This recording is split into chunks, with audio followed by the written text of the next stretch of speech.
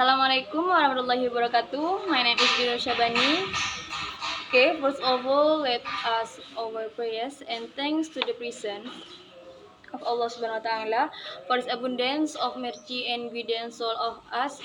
And don't forget to our prayers and waiting to the Prophet Muhammad Sallallahu Alaihi Wasallam was brought out of the dark age into the current era of bright light, namely Islam. May we all receive intelligence in the end. Amin.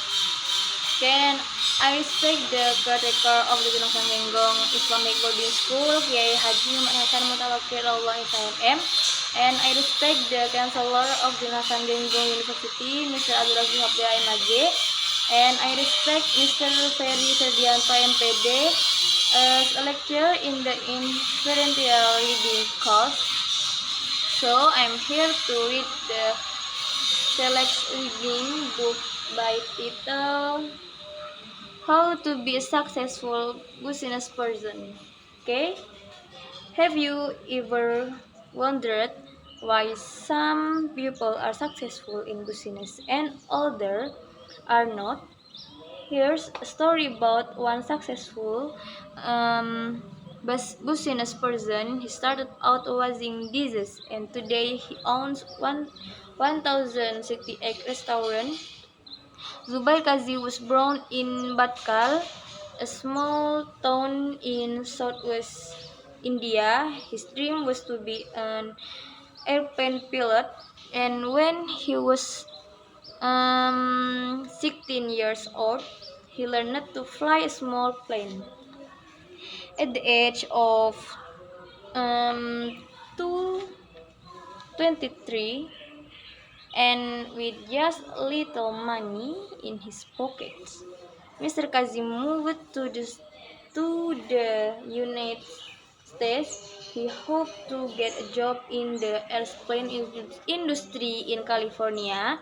Instead, he ended up working for a company that rented cars. While Mr. Kazi was working at the car rental company, he frequently ate at a nearby KFC restaurant to save money on food. He decided to get a job with KFC for 2 months. He worked as a cook assistant. His job was to clean the kitchen and help to cook. I didn't like it, Mr. Kazi say, but I always did the best I could. One day, Mr. Kazi to say a workers failed to come to work. That day, Mr. Kazi did the work of all 3 people in the kitchen. This really impressed to the owners of the restaurant. A few months later, really impressed the owner of the restaurant. A few months later, the owners needed a manager for a new restaurant. They gave the job to Mr. Kazi. He worked hard as the manager, and soon the restaurant was making a profit. A few years later, Mr. Kazi heard about a restaurant that was losing money. The restaurant was dirty inside and the food was terrible, greasy and undercooked. Mr. Kazi borrowed money from a bank and bought the restaurant for the first 6 months. Mr. Kazi worked in the restaurant from 8 a.m. to 10 p.m. 7 days a week. He and his wife cleaned up the restaurant, remodeled the front of the building, and improved the cooking. They also tried hard to please the customer.